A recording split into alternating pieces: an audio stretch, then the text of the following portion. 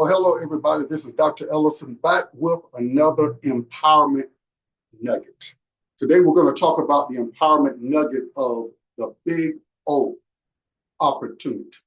I want you to go with me back into the Old Testament, 1 Samuel chapter 17. The story, there we find the story of a young man by the name of David. He's taking care of the responsibilities of his father's sheep. And he encounters a lion and slays the lion. Then later on, he encounters a bear and slays the bear. Sometime afterwards, he was really led by God to the opportunity to serve his brethren who were in battle with the Philistines. And while taking them some refreshments, if you would, he observes what they have been encountering for 40 days. A big giant by the name of Goliath coming on the horizon. You see, Goliath had stopped Israel from movement, from progression for 40 days. David gets to wondering, why hasn't someone dealt with this guy? So what is presented to David? An opportunity. All that you have experienced from yesteryear, from yesterday, is to prepare you, I believe, for a bigger opportunity.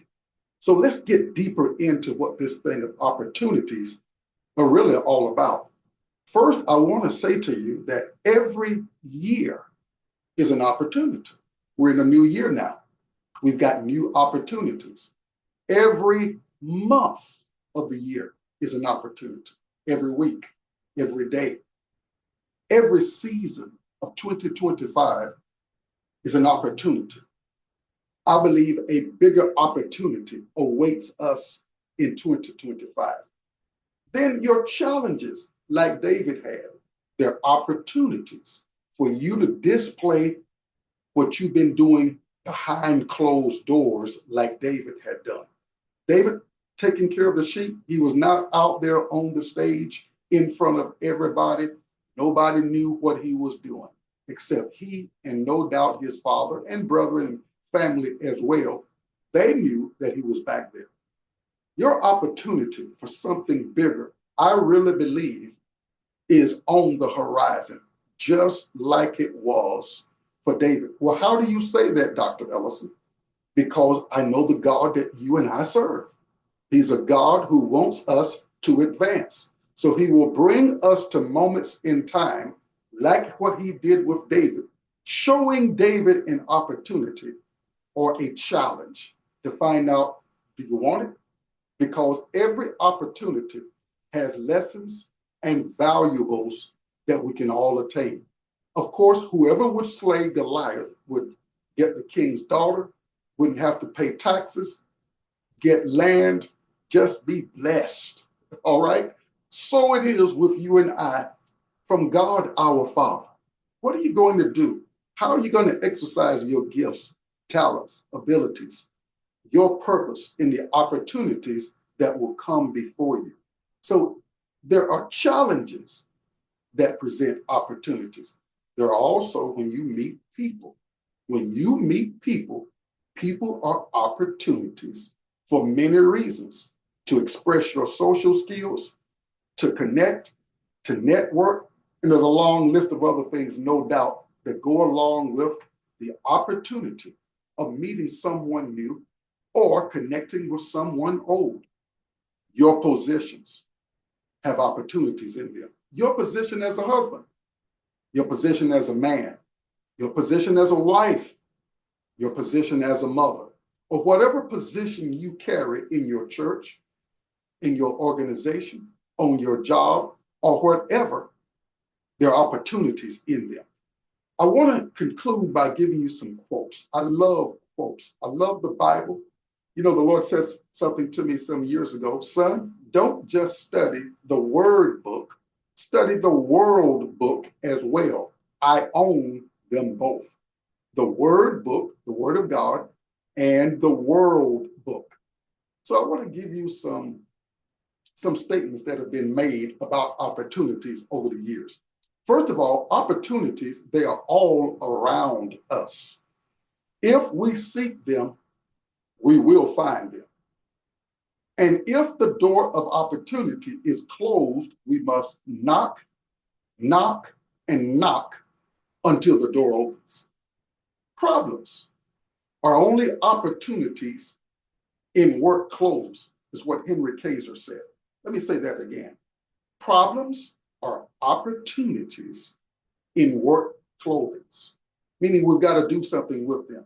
What are you going to do? Something to think about. A question you and I must ask ourselves. What are we going to do with today's opportunities? Are we going to allow them to just merely pass us by? Are we going to sit on the sideline of life and say, well, nobody's given me an opportunity? I'm going to show you something in just a moment that you don't want to wait. You want to go out. A creator, as we are, creates opportunities. Doesn't merely just wait for them. All right? Opportunities often comes disguised in the form of misfortune or temporary defeat. Napoleon Hill said that now. All right, let me say that again.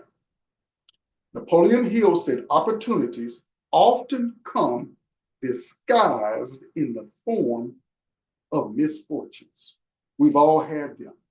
Les Brown says if you get knocked down, if you look up, you can more than likely get up. Now, somewhat paraphrasing what he said, but I think you get the essence of that statement. If you get knocked down, if you have a loss, deal with the loss as an opportunity to be wiser, to learn more, to stir up your passion, your fire, to come back. This dude that we're looking at right here, I'll never forget a statement that was made that I heard on YouTube. Michael Jordan had gone through the lane, met Shaquille O'Neal. If you know anything about Shaquille O'Neal was not, and is not a small dude. He knocks Michael down when Michael is trying to put that dunk on him. And Shaquille reaches down, this is what was said, reaches down to help Michael up.